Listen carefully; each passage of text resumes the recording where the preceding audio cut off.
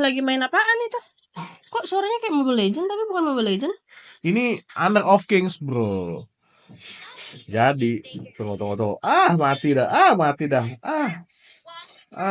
Ini main Honor of Kings soalnya tadi lagi loading Mobile Legends.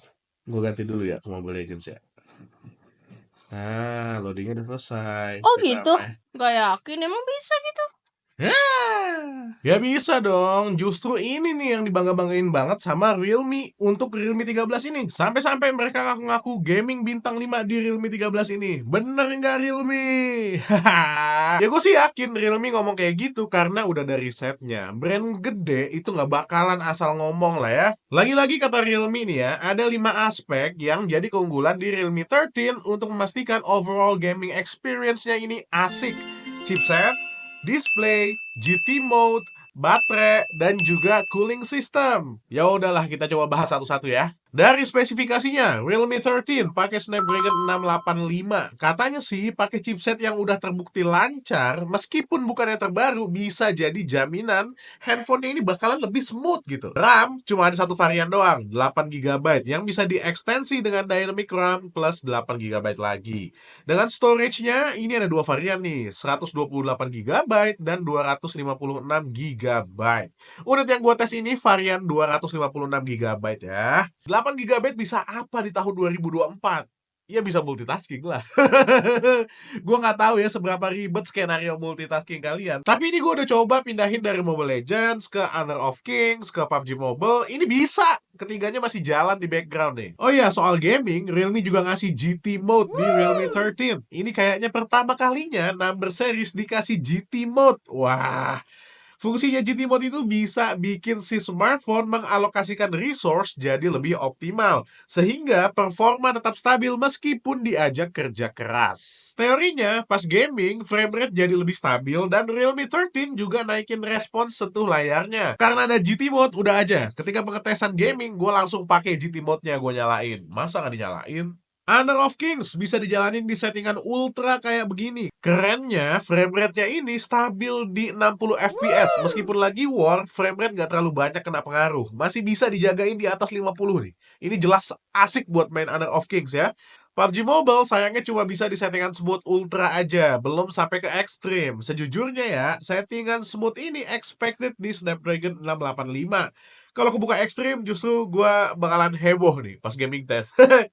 Yang paling penting sekarang FPS-nya stabil nggak? Gyro-nya aman nggak? Nah, ini nih. FPS tercatat stabil di 40 FPS meskipun kondisi arena lagi banyak pemain. Gyroscope juga lancar jaya, bisa dipakai untuk scoping ini. Mobile Legends bisa disetting di high ultra dan nggak ada kendala untuk dimainin stabil di kisaran 60 FPS.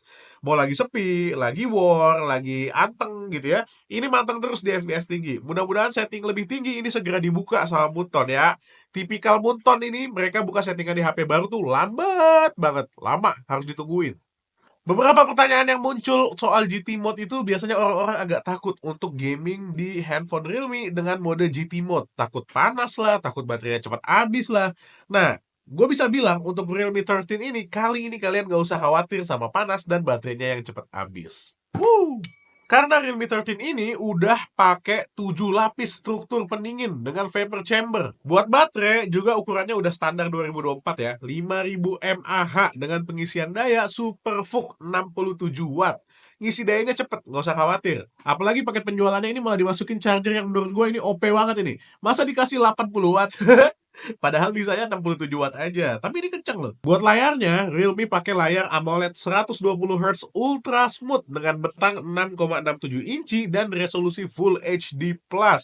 Untuk kecerahannya, Realme 13 bisa ngangkat sampai 2000 nits. Kecerahan kayak gini cocok banget kalau kalian sering pakai handphone ini di bawah terik matahari. Secara warna, layarnya ini asik. Dia punya color gamut DCI-P3 100%. Ini layar dipakai main game juga enak dengan touch sampling rate 180 Hz dan instant touch sampling rate di 1200 Hz. Buset. Apalagi kalau layarnya Realme ini ya, sejauh gue cobain, aman dari isu ghost touch atau apalah-apalah gitu. Ini layar oke, top. Buat nonton film atau dengerin podcast ya, ini juga layar AMOLED-nya udah ditandemin sama dual stereo speaker yang menurut gue cukup oke. Paling soal speaker ini, komplain gue ada di bassnya aja yang tipis banget ya. Jadi suaranya agak terasa pedes gitu. Ya nggak pedes-pedes banget gitu, karetnya cuma 2 aja, nggak sampai 3.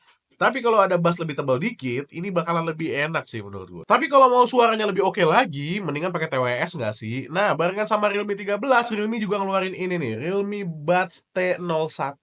Ini TWS low budget, tapi udah pakai Bluetooth 5.4. Baterainya juga sampai 28 jam dan udah punya IPX4 juga. Bakalan gua tes lebih lanjut nanti ya. Fingerprint sensor juga ada di layar nih. Bener-bener Realme manfaatin banget penggunaan AMOLED di Realme 13. Semuanya dikasih. Kan ada tuh ya, yang ngasih harganya mirip, layarnya sama-sama AMOLED, tapi fingerprintnya masih di pinggir gitu. Nanggung banget, dah. Sekarang kamera. Kamera gimana kamera?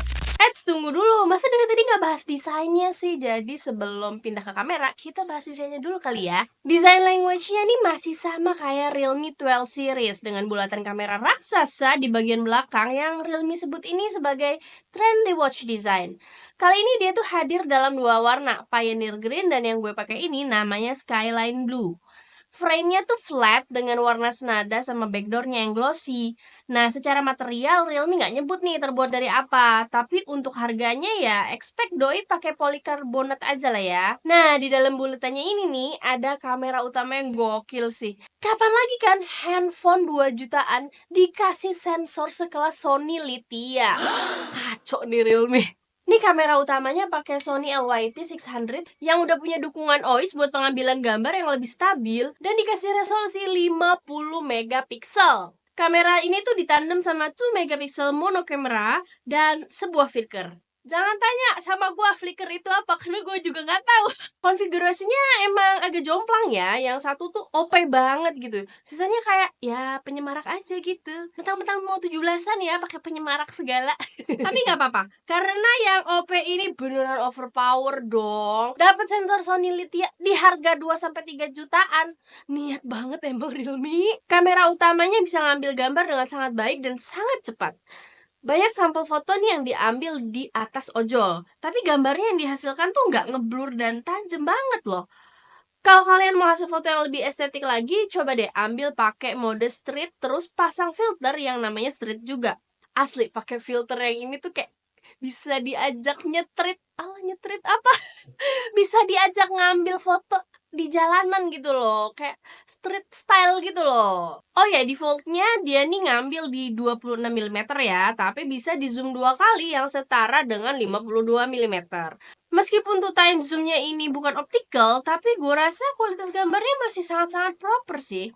Soal video, Realme 13 ini bisa ngambil di resolusi 1080p 30 fps tanpa ada opsi 4K dan 60 fps. Kualitas OIS-nya pun bisa dibilang cukup oke ya, meskipun belum sempurna. Gua rasa masih bisa nih di-tuning di softwarenya supaya ayunan OIS-nya tuh kayak lebih luas dan enak gitu loh. Kamera depannya Realme 13 ini pakai resolusi 16 megapiksel dan ngasih hasil foto yang sama cakepnya kayak kamera belakang. Ini benar-benar hal yang buat kami berdua tuh cukup ngagetin ya, karena Realme 13 ini kan jualannya gaming banget gitu ya.